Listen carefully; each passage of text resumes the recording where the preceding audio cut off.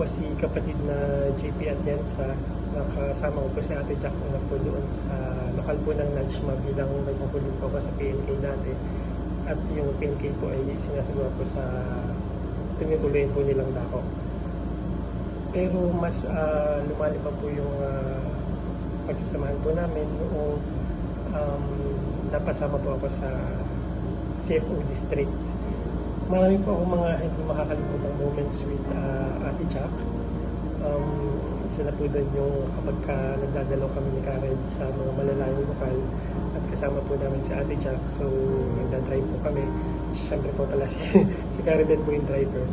At yun, nagtatawanan lang kami, nagkwentuhan ni Ate at saka nagkakantahan. At isa pa po is yung pag-celebrate namin ng birthday together. Kasi magkalapit po yung birthday namin.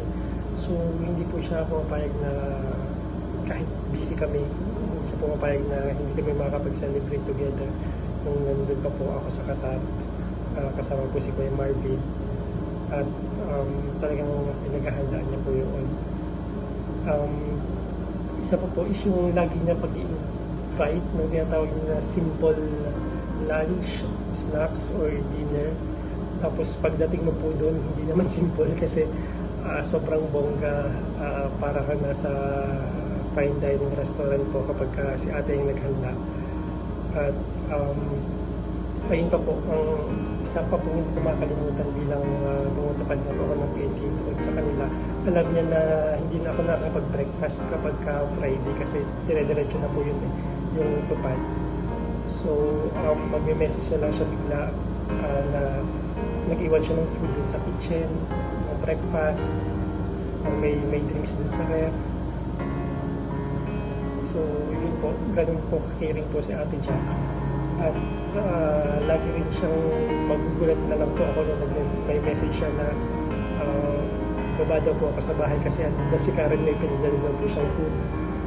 So, yun po yung mga hindi ko talaga makakalimutan kay ate kung paano siya magmahal, mag-care po sa mga kaibigan niya po.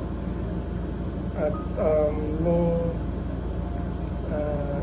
kakaalis na nga po ako dun sa Qatar, lagi pa rin po siya nagme-message, lagi pa rin po kami kausap. At super excited nga po siya doon sa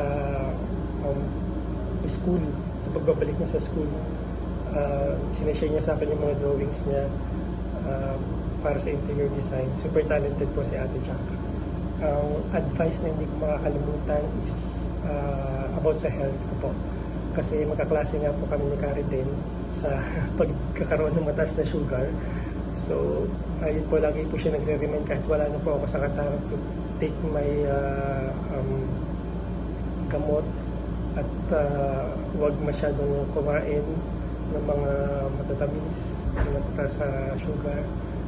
Constantly po, nagre-remind po siya sa akin kahit wala na po ako doon sa Qatar. Sa family po ni Ate Jack, kung sa amin po, sobrang sakit po nung nangyari. Alam ko po na sa inyo is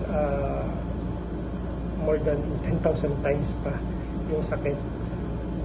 Kasi kung kami nga po na saglit lang namin nakasama si ate, ay ganun na yung impact sa amin. So, alam ko po na mas matindi po sa inyo. At kay Karen po, sa totoo lang nabalitaan ko, na message ko lang sa kanya is, kuya, wala akong masabi. And the reply niya po is, he just don't know how to go on.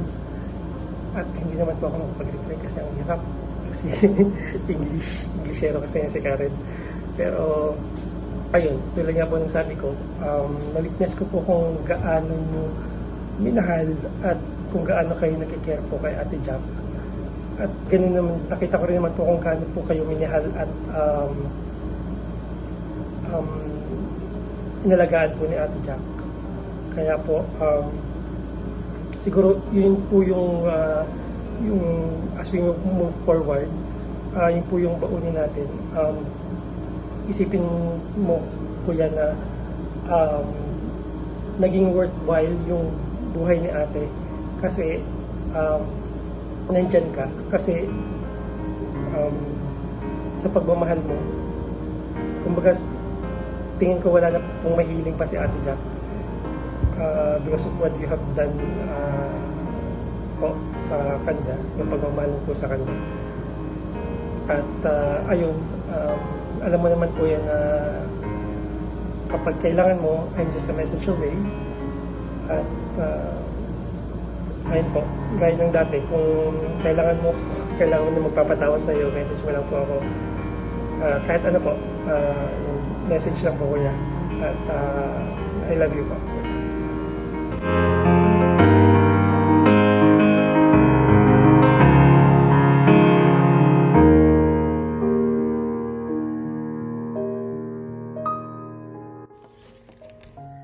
Hello po, ako po si Ka Greg, nakasama po ng Kajak and Kariden sa CFO District sa Qatar. Isa din po ako sa mga inaanak nila sa kasal. Kajak for me is just a bright light, full of happiness, na pag nandyan siya, you would know and the room would just be on a positive note, na especially when she's setting up for an event or even just pulo, alam mo na ay tatak Kajak yan. And truly a big impact sa CFO district and in our lives personally. One thing I can truly remember as a core memory of with Kajak is during a pulong, there was one time na may isang MT na very critical of us sa CFO district. And we were very quiet. Walang nagre-react. But Kajak stood up and fought for us. Yun, hindi ko makakalimutan yun na pinagtanggol kami. Binanggit niya yung hirap na pinagdadaanan ng distrito para maisagawa yung mga aktibidad. So, I felt loved, I felt protected by Kajak. Kaya yun hindi mawawala sa alaala ko yun. It's really sad of what happened and what's happening. But sabi nga nila, there are 5 stages of grief and final stage of acceptance. It takes time. And to Kariden and Kajak's family, it will happen at your own time, at your own pace. Kami po na mga sumusuporta po sa inyo, Kariden, at sa pamilya ng Kajak, andito lang po kami. If you need us to push you to move forward, sabihan nyo lang kami. Or if you feel just sitting down because you're tired, because you need to take a break, andito na kami. Tatabi po kami sa inyo. Just say the word. Kaya andito lang po kami for moral support, kung ano may tutulong po namin. And we just need to remember her and be thankful that she made a positive note in our lives.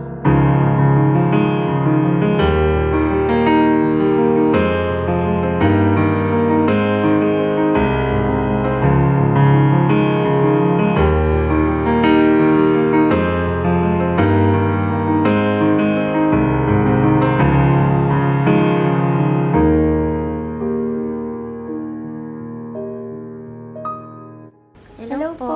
Ako po si Kadayan. Ako po si Kagil. And part din po kami ng CFO Qatar. Noong mga nakaraan po, nakasama po namin sila Karen at ang Kajak po. Ang masasabi po namin tungkol sa Kajak ay napaka-jolly niya pong tao. At talagang pag nakita niyo po siya, mapapangiti po talaga kayo. Tuwing babati po kami sa kanya, lagi pong hello po Ate Gil po namin, hello po Ate Dayan po namin. Very heartfelt po talaga yung the way na makipag-usap po siya sa tao. Gayon din naman po ang Kared. Tapos po, ang naging best advice niya po sa amin ay ang pagiging talagang mananampalataya po sa magagawa po ng Ama para po sa buhay po natin. Minsan po nakakatabi ko po siya sa pagsamba na siya po ay tumutupad na bilang diakonesa at naririnig ko po yung boses niya sa pag-awit. Super ganda po talaga ng boses ng Kajak kung wala pong nakakaalam. Kung hindi niyo pa po siya naririnig na umawit po or kumanta. Ayun po. Ikaw, Ate Dayan. Yung kay Kajak po, ang talagang naaalala ko po sa kanya is how supportive she is. Sobrang mapagmalasakit po ang Kajak. Kasi sa tuwing may activity po kami, either sobrang early in the morning or sobrang late, andun po ang Kajak, mamimigay. Alam niyo po yung pag napapagod kayo dahil sa pag-set up o kaya po pag tupad po sa mga aktibidad, andun po ang Kajak. Sabi, uy, kain po muna tayo. Andito po yung mga refreshments and things like that. Yung mga little things po na totoong nakaka-uplift po. Kaya, ayun po. Sobrang supportive po, mapagmalasakit at mapagmahal po ang Kajak po natin. Tsaka po, naalala ko din po, siya po yung talagang madalas mag-set up po ng mga magandang aesthetic na pagkain po. Professional. Super professional po yung talagang pag nakita niyo po yung pagkain, masasabi niyo po na, oy, alam ko na kung sinong nag-set up nito.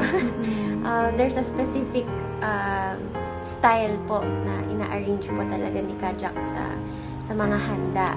So, yun po ay talagang naalala po namin as na naging part po sa buhay po namin. Also po, ang message po namin para po sa family ng Kajak and ng Karen, we love you so much po. No words po actually because it's hard po, pero lagi pong kasama po kayo sa panata po namin, sa panalangin po namin, na palakasin po ang loob at gawing masaya po ang puso. And to always have a helping hand. We will always be here po. Dito lang po kami, Karen po, para po sa pamilya din po ninyo. We're always here po. Mahal na mahal po namin Mahal kayo. na mahal po namin kayo, Jack and Karen. Thank you po.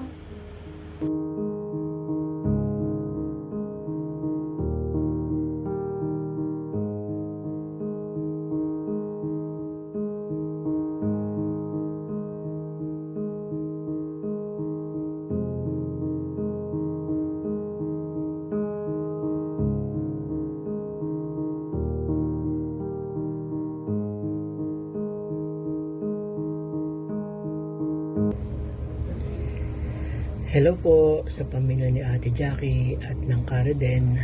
Ako nga po pala si kapatid na Alex P. Flores ng lokal ng Shinaya, na isa po sa CFO officer na kasama nila Kareden at Ate Jackie noong magkakasama po kami sa district. Nakakalungkot po ang balitang nabalitaan namin, kaya kami po ay talagang malungkot dahil mahal na mahal po namin si Ate Jackie.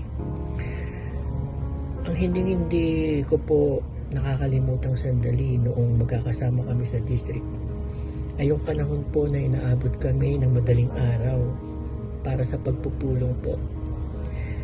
Dandadong po yung kahit pagod na po yung katawan namin, andun po kasi yung mga tawanan, brainstorming, yung mga plano para po sa aktibidad po namin sa distrito. At napaka hands-on po kasi nilang dalawang mag-asawa, lalo na po si Ate Jackie pagdating po sa pagkain. Siya po kasi palagi yung nangunguna sa pagpe-prepare po ng pagkain namin. Tapos pag nakatapos po namin yung pagkain, yung mga natitirang pagkain po doon, ang unang-una po niyang tatawagin kami po ang mga nasa lokal ng Shinaya. talagang mahal na mahal po kami niyan. Dahil talagang pagpipilitan pa po niya na ma-take out namin yung mga natitirang pagkain. Minsan nga, nahihiya kami. Kasi nga po, sa amin po kasi bagsak talaga. Pero yung mga kasamahan ko po ay tuwang-tuwa. Kasi po, hindi na nga po magluluto, may pagkain na kinabukasan. So, ganun po niya kamahal ang lokal namin ni Ate Jackie. Kaya, pag narinig po namin ang pangalan ng Cariden, palagi po andyan si Ate Jackie. Tsaka siya po ang palaging nangangamusta sa amin. Pag nabalitaan na po niya na nandyan ang Shania, masaya siya. Hello ka Alex, kamusta na ang Shania? Sasabihin ko naman po, ayos lang po kami Ate Jackie.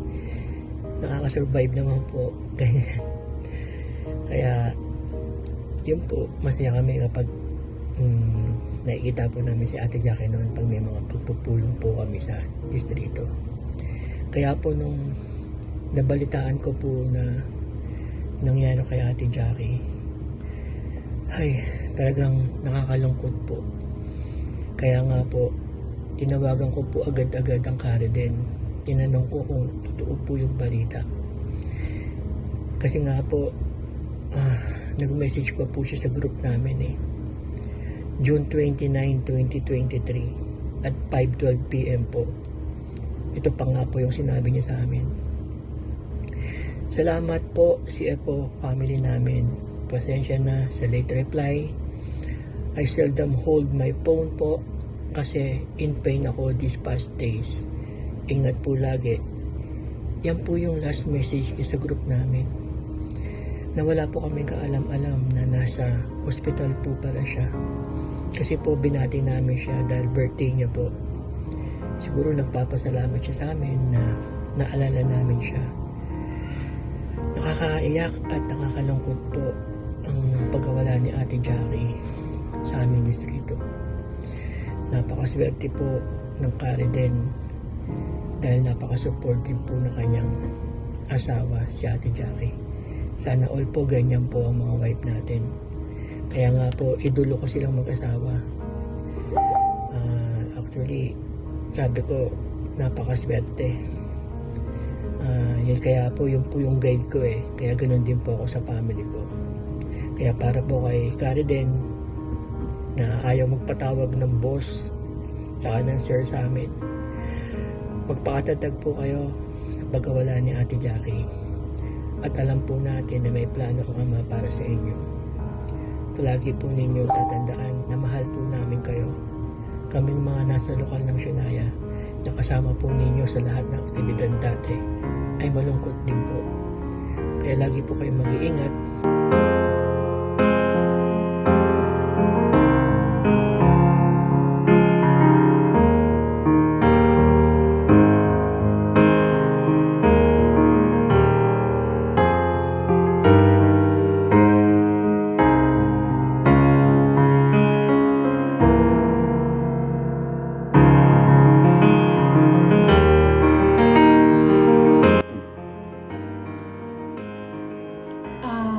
Hello po sa lahat. Ako po si kapatid na Julie. Kasama ko po ang aking asawa na si Ka Marvin. Nakilala ko po si Kajak nung pumunta po siya sa lokal namin.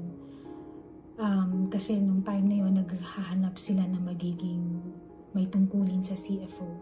So, first impression ko sa kanya is nagandahan talaga ako sa kanya.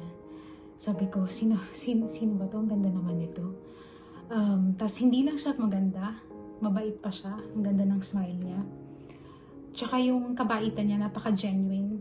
Likas na, masasabi kong likas na mabait talaga siya. And then, nung nagkaroon din kami ng pulong, nung na-recruit niya na ako as CFO secretary sa district, hindi ko makakalimutan yung advice na sinabi niya kasi nung time niya nagkaroon kami ng sharing about sa married life. So sinabi niya na you cannot change a person but you can influence them. Talagang tumatak yun sa akin. Hanggang ngayon ginagamit ko pa rin yung advice na yun. So Ayun, ikaw. Ako naman, yan, si Kajak, magka-birthday kasi kami. So, lagi kami nagsa-celebrate ng birthday na magkasama. Sa bahay nila, naghahanda siya ng food. Yan, masaya kasi magka-birthday kami at lagi kami nagkakasama sa special day namin. Tapos, si Kajak at si Karen, yan, idol namin yan sa pagtupad ay napakasigla. Wala akong masasabi sa pamumunan nila sa CFO district. Talagang napasiglan nila yung distrito at yung mga lokal. Si Ate Jack din yung pinaka-ate sa CFO district. Kaya lagi siyang nandun para tulungan kami. At yung mga malulupit niyang mga setup sa food, yan ang isa sa mga tumatak talaga sa amin na hindi mo dapat hayaan na normal lang yung setup para sa mga aktibidad. Dapat laging may something na special or theme para talagang magbibigay buhay or tatatakin sa mga kapatid na dumadalo. Kaya yan ang mamimiss namin kay Ate Jack. At saka, nakita namin kung gaano niya kamahal si Karen, kung gaano niya inaasikaso si Karen. So, naging magandang role model siya sa amin. Yung kay Karen, ano po namin mahirap po sa iyo. Wala po yung kabiyak mo. Talangin po namin sana patatagin ka pa ng Ama na sa pagsubok na ito ay malagpasan niyo po at makapagpatuloy po kayo sa pagtupad ng iyong banal na tungkulin. Lagi po namin kayo sasama sa aming panalangin na sana gabayan ka ng Panginoon Diyos. Andito lang po kami, Karen. Anytime, kung kailangan niyo po ng kausap, message lang po, text or call, nandito lang po kami. Hindi po namin kayo makakalimutan, kayo po ni Kajak. Kahit saan kami magpunta, dala-dala po namin yung mga inspirasyon na ibinigay niyo po sa amin. We love you, Karen. We love you po. Sana po ay magkita-kita po tayo soon. Bye po.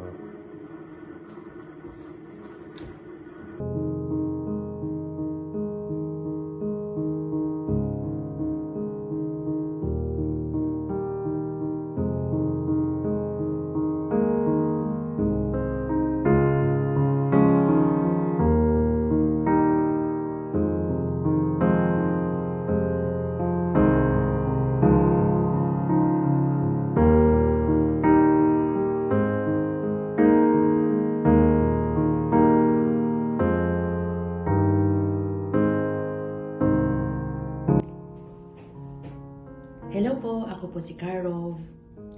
Way back 2006 po ay nakasama na po namin ang Karen at ang Kajak sa Dubai po. Hindi po matatawaran ng kasiglahan po ng Kajak at ang Karen. Kaya naman po, nung magkita po kami sa Qatar, ay hindi na po namin sila pinakawalan. Kinuha na po namin silang ninong at ninang para totaling maging part na po ng buhay namin mag-asawa, ang Karen at ang Kajak. Si Ninang Jack po ay kapag may touch po ni Kajak ay sobrang wow. Opo. Sa lahat po ng anggulo, pag andyan po ang Kajak, wow lagi ang dating. Opo. Naalala ko po ang Kajak ay sobrang fashionista po. Kaya naman po, naging inspirasyon ko po siya nung inayos ko po yung bahay po namin dito sa Qatar. Napakagaling din po manalangin ng Kajak. Sobrang may kalooban po siya sa pananalangin. At sa Karen po ay sa pamilya po ng Kared. Be strong po. Nandito lang po kami. At higit po sa lahat, ang ama po, hindi po tayo mag-iwan. Yun lamang po. Okay po.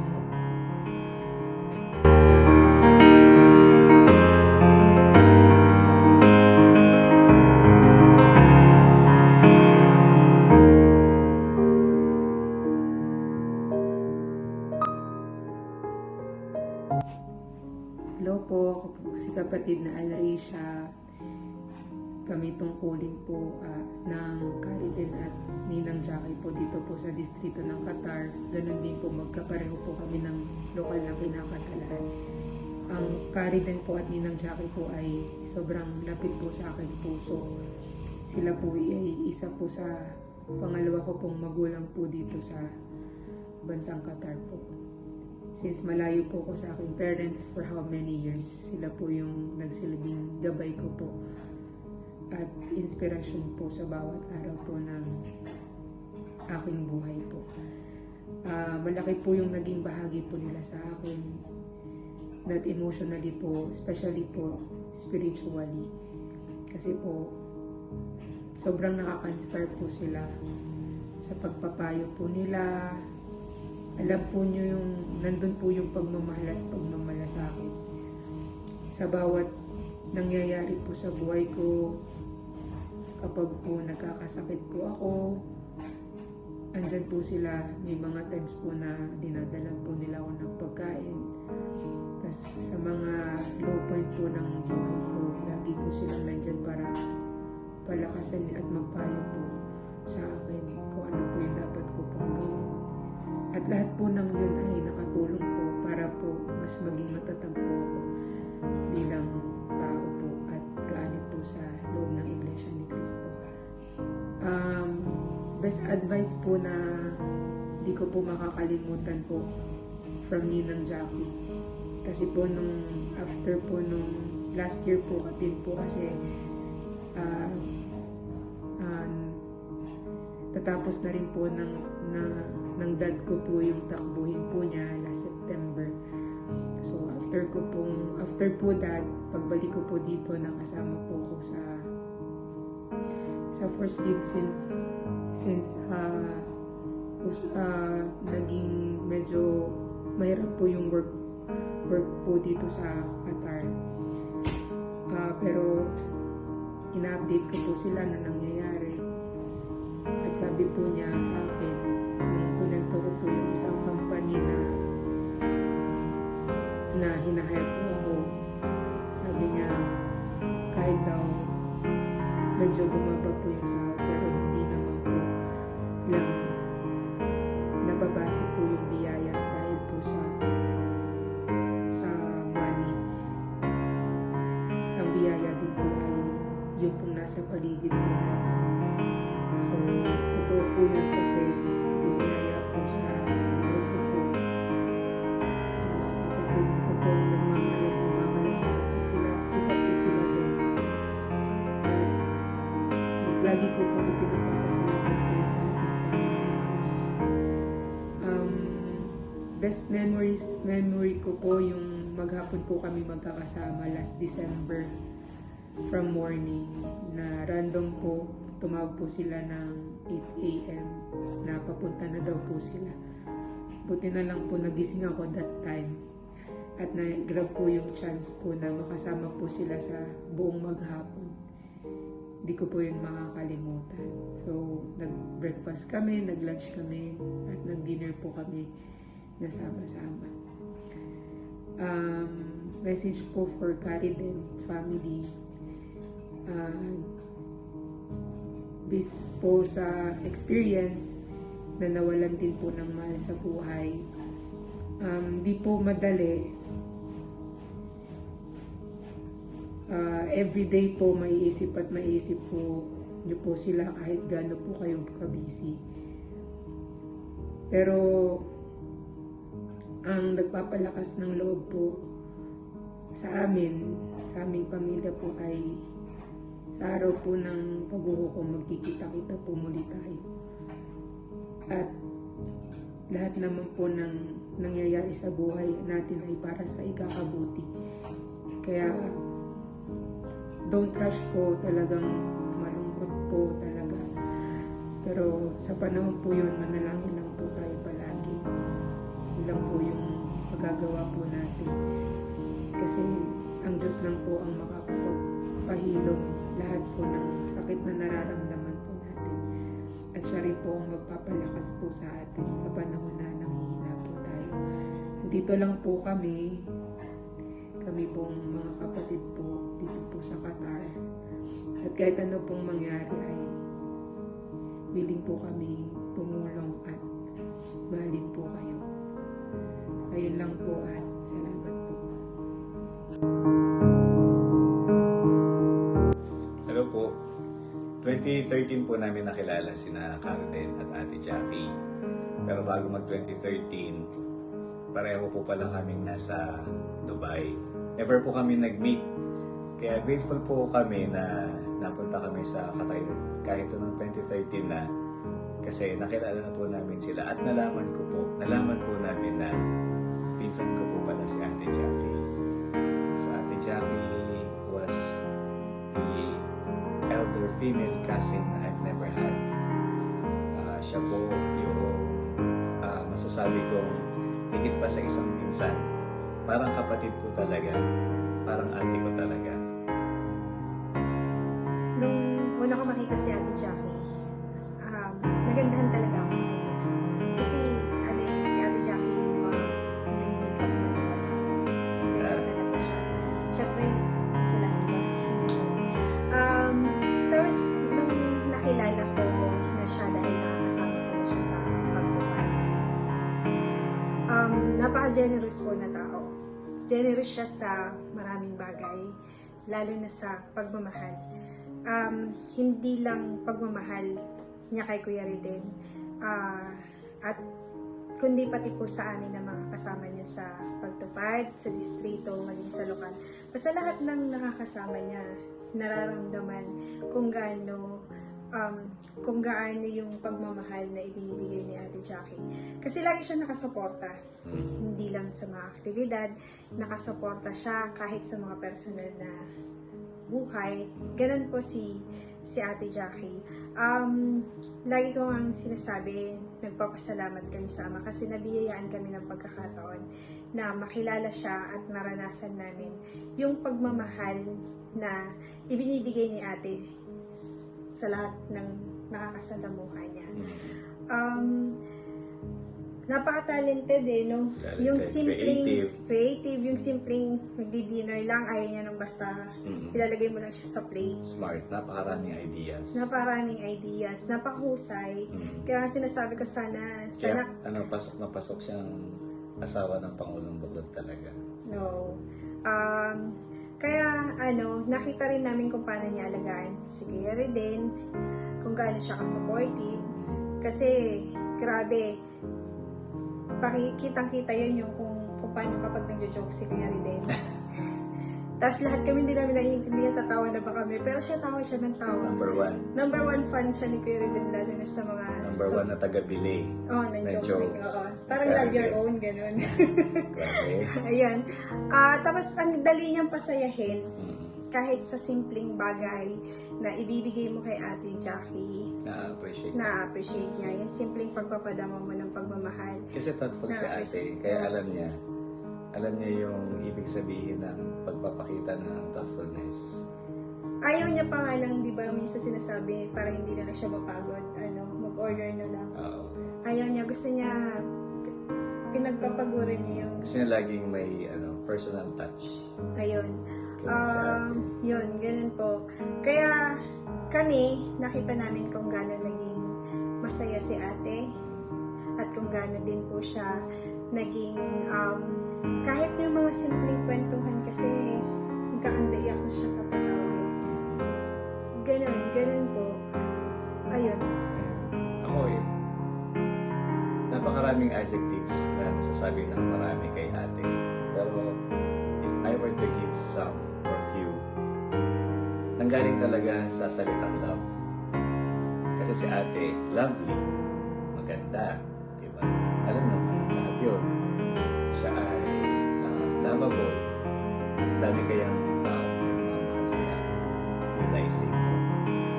At saka si ate, I love you. Kaya siguro lalo nagiging lovely at saka lovable si ate kasi napakamapagmahal niya talaga. Basta nakasama ka niya, nakilala ka niya, naging ka-close ka niya, meron siyang sariling paraan para maipakita sa iyo na mahalaga ka sa kagaya sa amin sa CFO. Mahalaga ka as kasama sa pagtupad, mahalaga ka bilang kaibigan, mahalaga ka bilang tao.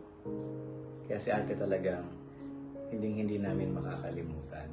Grateful kami na kahit from 2013 lang namin siya nakasama. Pero yung 10 years na yon, punong-puno naman ng masasayang memories with her and Carrie din. Lilipas man siguro yung maraming panahon. Kumbaga parang masasanay man na wala. Pero hindi siya mawawala. Oh, Sa lahat ng aktibidad, sa lahat ng kahit simpleng part na siya. wala. Hindi po siya makakalimutan ng maraming tao at ng mga taong nakasalamuhan niya. Hindi makakaila na si ate ay part na talaga ng buhay ng mga taong nakasama niya. Kay Mami Conching, Tita, Tita, sa mga kuya pinsan, opo, kay Tita, salamat po kasi nagkaroon pa tayo ng chance na makasama namin kayo. Hindi man magiging madali ang lahat. Opo, pero fighting. Ayun po, kay Kuya Reden, love ka po namin. Ayun, nandito lang kami. Isang tawag lang, isang text lang. Tsaka, lagi mong iisipin at lagi rin namin nakikita kung gaano mo rin minahal si ate, kung gaano mo siya inalagaan, kung gaano naging masaya si ate. kung gaano naging masaya si ate sa buhay niya. May kliman siguro yung panahon, pero nakita namin kung gaano nagiging masaya si ate sa bawat araw ng buhay niya na kasama kanya. So, ayun, darating din ang panahon na kapag naalala siguro natin si ate, ang laging papasok na sa isip natin kung gaano kalakas tumawa si ate at kasaya. Yung konting joke lang, talagang, ayun, tagabili ng joke si ate. Nagkakandayak katatawa, kahit simple lang. Ayun. Ayun, kuya, fighting lang. May dahilan lahat. Tsaka, alam namin hindi ka pababayaan ng ama. Kasama ka rin po sa bawat panalangin po namin. We love you, kuya. I love you po. Okay po.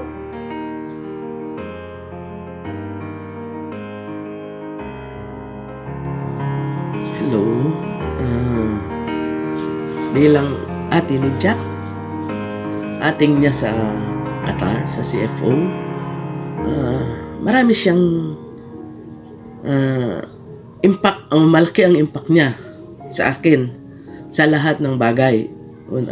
Marami akong natutunan sa kanya, lalong-lalo unang-una sa fashion. Si Jack, fashionista yan eh. Ako, palibasa, lumaki akong puro lalaki ang kasama at kalaro. Wala akong ka-fashion.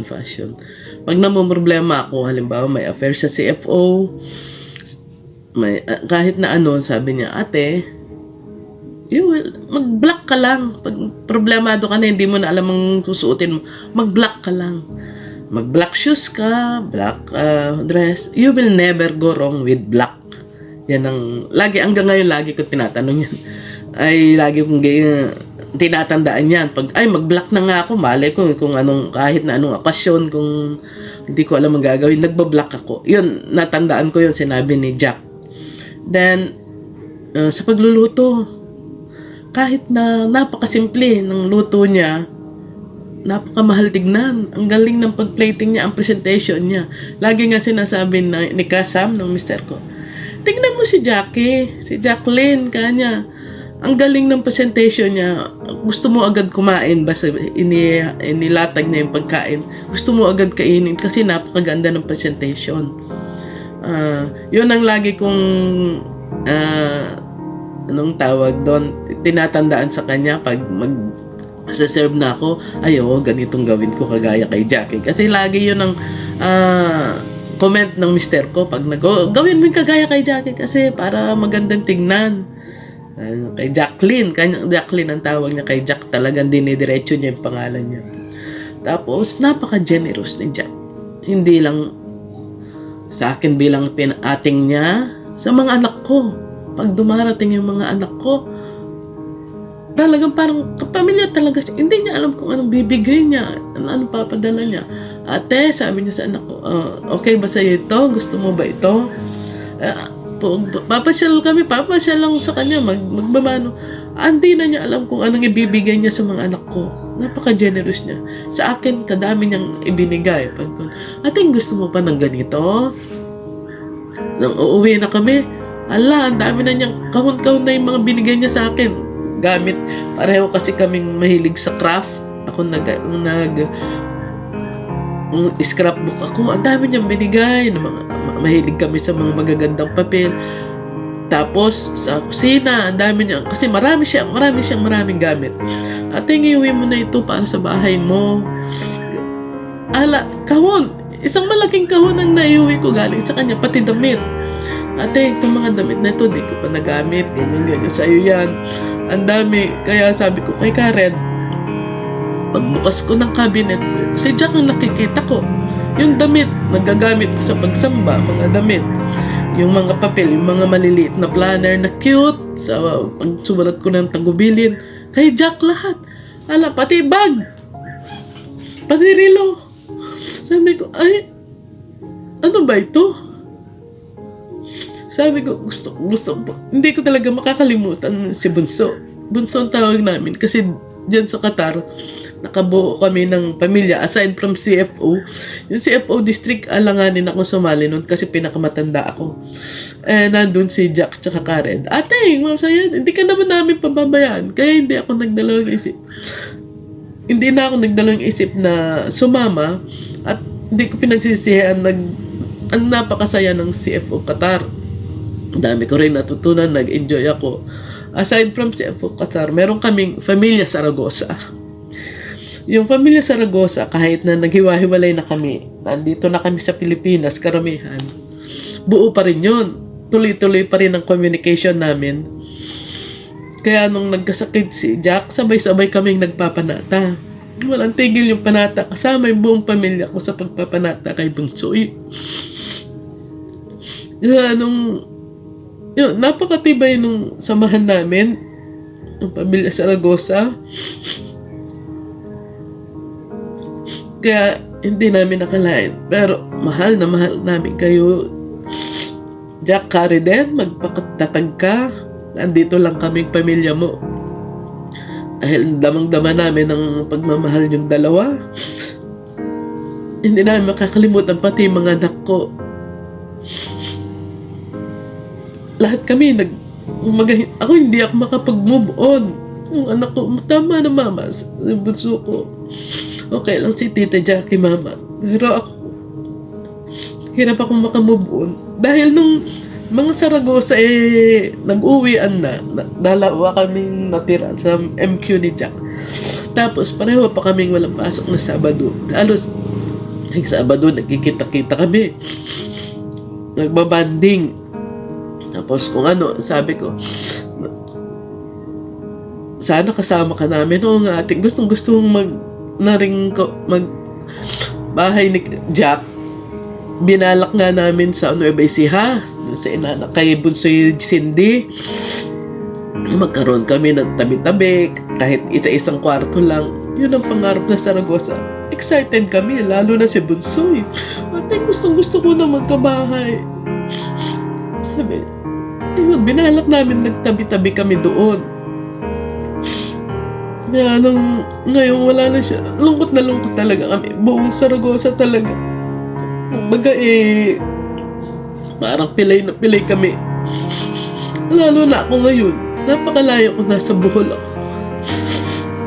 Sabi ko sa mga sa anak ko, sabi ko, Pia, ikaw ang representative ko kay Tita Jack dyan sa Angeles. Kaya Karen, alam mo, mahal na mahal namin kayo. Andito lang kami, magpakasikan ka. Bang, sayang kung makapunta ken. Pia na mo, po yung paunakan ko, cheche yan namin muntaken. Pero balo mo naman yung inglugod ko kaya kayo nga dua.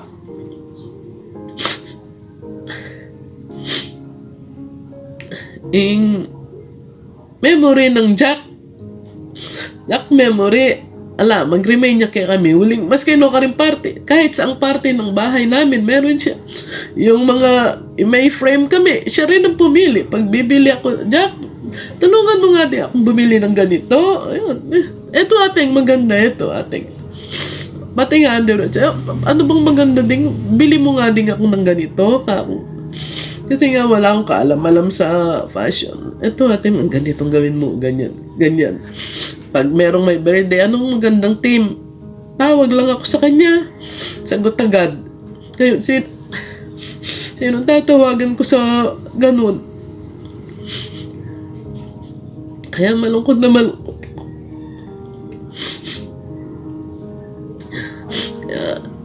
Jack, mamimiss ka namin din forever. You will stay in our heart. Walik kong malago. Ako, hindi ko akalain na hindi na tayo magkikita. Karen, mahal ka namin. Kayo ni Jack, pakalakas ka. Nandito lang kami, pamilya Saragosa, mga sa CFO, mahal na mahal ka namin.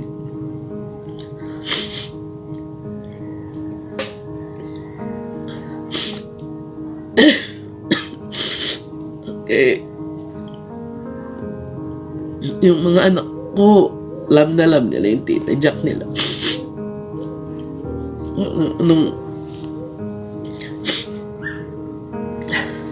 Sensya na hindi ko mapigilan.